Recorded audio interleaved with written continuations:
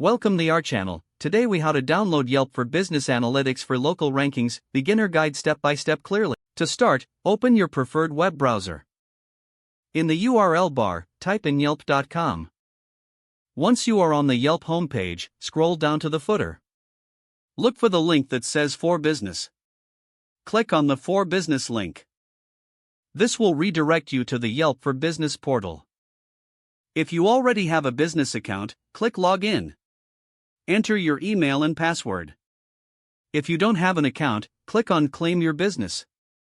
Follow the prompts to create a new account. Once logged in, you'll be taken to your business dashboard.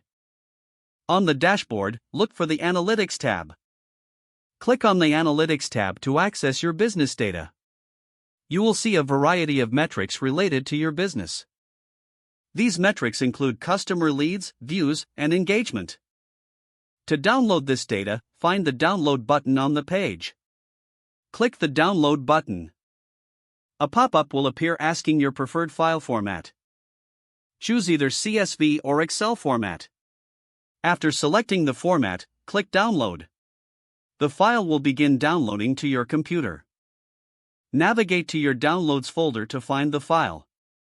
Open the file to review your analytics data. You can now analyze the data for local rankings and performance. That's how you download Yelp for Business Analytics.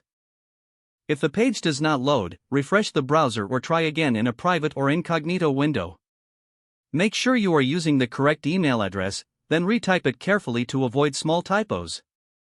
If your password is not accepted, use the reset option and create a new strong password you can remember.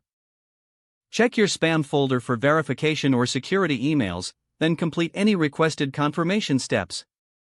Enable two-factor authentication if available to improve account security and reduce unauthorized access risk.